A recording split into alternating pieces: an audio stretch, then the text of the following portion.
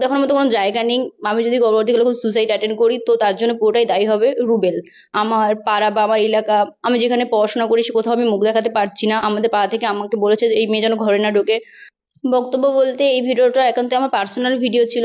আমার ফোন থেকে আমাদের খুব কাছেরই বন্ধু রুবেল নামে একটা ছেলে সেই ভিডিওটা চুরি করে নিয়েছে। নিয়ে দীর্ঘদিন আমাদের ব্ল্যাকমেল করেছে। ব্ল্যাকমেলের আমরা যখন শিকার হইনি, তো এখন আমরা দুজন অন্য জায়গায় কাজ করতে যখন চলে এসেছি তখন ওই ভিডিওটা পোস্ট করে দিয়েছে। তো আমরা ভাবতেও পারিনি ভিডিওটা সে পোস্ট করবে। শফিকের সঙ্গে তোমার সম্পর্ক কি? আমরা রিলেশনশিপে আছি কতদিন থেকে আছো? সামথিং 1.5 বছর। ভিডিওটা কতদিন আগে দেওয়া? 1.5 বছর আগেকার। আমি আপনাদেরকে আবার অনুরোধ করছি যে ভিডিওটা আপনারা আর কেউ পোস্ট করেন না, আর আপনাদের ফোনে থাকলে ভিডিওটা ডিলিট করে দেন। আর আমাকে কেউ ইনস্টাতে এবং ফেসবুকে বাজে বাজে কমেন্ট করবেন না, আর কোলাবরেশন তো করবেনই না।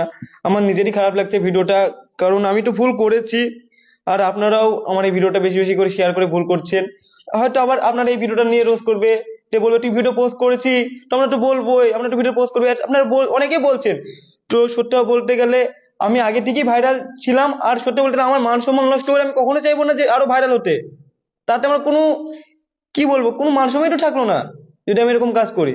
কারণ নিজের ইচ্ছে মান সম্মান নষ্ট করবো, এটা কখনোই করবো না। যেহেতু ভিডিওটা করেছি, আমি ভুল করেছি, আমার লাইফে যদি বড় ভুল হয়ে থাকে সব থেকে, তাহলে এটাই আমার লাইফে সব থেকে বড় ভুল। আর আপনারা এরকম বলে আমার কখনো দেখতে পাবেন না। তাই আপনাদেরকে অনুরোধ করছি আপনারা বাজে কমেন্ট কেউ করবেন না। তো বলতে গেলে আমি আমার একটা আইডিতে আমি ভিডিওটা করে ছেড়েছি, আর জানিয়েছি যে ভিডিওটা কিভাবে পোস্ট হয়েছে। তো আমি আরেকবার বলছি যে আমরা দুজন শুট করছিলাম এবং রুবেল ভাই ছিল। তো তাকে আমরা অনেক বিশ্বাস করতাম, ভাই মনে করতাম।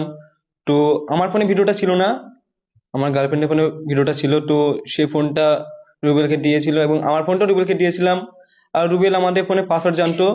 তো সে ভিডিওটা নিয়ে নেয়, নিয়ে নেওয়ার পরে আমাদেরকে কন্টিনিউ ব্ল্যাকমেল করে।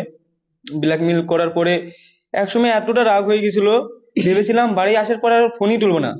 আর আমি সত্যি বলতে গেলে বাড়ি আসার পর আর ফোন তুলিনি এবং ওর নাম্বারটা ব্লক করে দিয়েছিলাম। কিন্তু ভাবতে পারিনি যে এই ভিডিওটা পোস্ট করে দেবে। যখন পোস্ট করে দেয় তখন অনেক ফোন করেছি, অনেকজনকে ফোন করেছি, তখন আমার ফোন কেউ তোলেই নিকো। তো এটুকুনি। ভিডিওটা কতদিন আগেকার ভিডিও? ভিডিওটা এক এক বছর 1.5 বছর হবে। 1.5 বছর হয়ে গেল? তখন পোস্ট না, 1 বছর আগেকার। এত দিন পরে পোস্ট করছি, এর মধ্যে কি কোনো পোস্ট করছে বলতে গেলে আমার এর আগে একটা ঘটনা ঘটেছিল। তো আমি জেলে চলে গিয়েছিলাম। তো তখন ভিডিওটা তার কাছে ছিল। আমি জেলে আসার পরে তার সাথেই ছিলাম এবং তার সাথে ভিডিও করছিলাম, সবকিছু করছিলাম। তারপরে অনেকটা রাগ হয়ে গেছিল, তারপরে ফোন টোন তুলিনি, সেজন্য ভিডিওটা পোস্ট করে দিয়েছি। আমি হয়তো এখন বলছে যে এই সমাজে আমি একটাই খারাপ ছেলে আছে আমার মতন, এবং এই ভিডিওটা আমি একাই করেছি, আর কেউ করেনি। সত্যিটা বলতে গেলে আমার দুটো বন্ধু আছে, সে বন্ধু দুটো বললো যে তোমার মতন ভাই অনেক কাজ করেছে কিন্তু তারা ভাইরাল নেই, সেজন্য তোমার ভিডিওটা কেউ পোস্ট করছে না এবং তাদেরকে নিয়ে ট্রোল করছে না। আর বাচ্চারা খারাপ হয়ে যায় বলতে গেলে। ভিডিওটা যদি আপনারা বেশি বেশি যদি শেয়ার না করতেন, তাহলে ভিডিওটা বাচ্চারা কখনোই দেখতে পেতো না। আপনারা ভিডিওটা পোস্ট করছেন এবং আপনারা ভিডিওটা শেয়ার করছেন, আর আপনারা সেই ভিডিওটা নিয়ে ভিডিও করছেন বলে বাচ্চারা দেখতে পাবে, তাছাড়া কিছুই না।